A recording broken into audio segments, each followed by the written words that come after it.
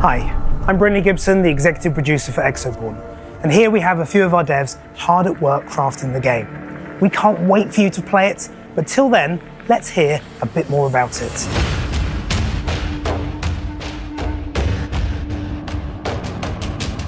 Exoborn is a PvPvE extraction shooter set in the United States after a climate disaster has destroyed the entire world. You are a reborn, a warrior without a master, and you need to scavenge, craft and fight to stay alive. Not only do you need to fight hostile factions and enemy players, you also need to fight Mother Nature herself.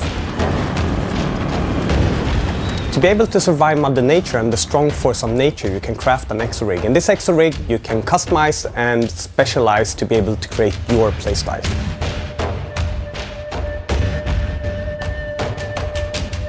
Exoborn takes place in a fictional place called Colton County. That's on the east coast of the United States. As a reborn, you arrive here being summoned by a character named Tar. He's the leader of the Reborn Rebellion. Your main enemy is a group called Rebirth. They caused this big disaster by the use of these geoengineering terraforming towers that you might have seen in the gameplay footage. When Rebirth turned these towers against us, they unleashed these cataclysmic storms, basically tearing the world apart. And these forces of nature imprint on the gameplay. You have to act and react to that every time you play. On top of that, we have hostile factions and friendly factions. Hostile factions are bandits, like the Nord and the Bodkin. They're objectively evil and there to kill everything they see.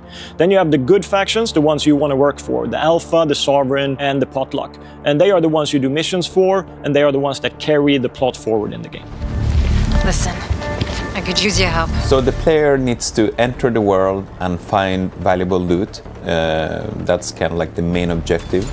When you do that, there is other people looking for the same thing, so not all Reborn are good guys. There are some that turn bad, and basically you can never trust anyone, so anybody can attack you at any point. And in the world there's gonna be enemy factions trying to defend those valuable areas, and the more dangerous areas will have more dangerous enemies. The main goal would be to enter the Rebirth facilities, where the most dangerous and most valuable loot exists, but then also it has the hardest enemies and the most difficult encounters in the game. Exoborn is of course an exorig fantasy game. And what an exorig gives you is to make you stronger, faster and tougher than a normal human being. The exorig was originally a tool of construction, made to build the towers and the infrastructure that was going to save mankind. But in the rebellion, they turned them into weapons. So now, as you play, you're not just going to use it to navigate and survive Mother Nature's fury and the storms and the tornadoes. You're also going to enhance it as a weapon platform. So it allows you to use specific abilities like shields or body armor, but you can also call in airstrikes.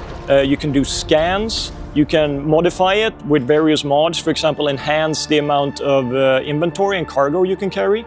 So in a game where you are what you carry, your exorig is what defines you as a character. Something that makes me incredibly excited about Exoborn is the way we're embracing our apocalyptic forces of nature. These aren't just stunning vistas that make the game look different every time you play. They really do affect how the game works and what you have to do in each session. The most exciting for me with Exoborn is to be able to create a playground for players, to create a world, to create this experience for everyone to have fun in.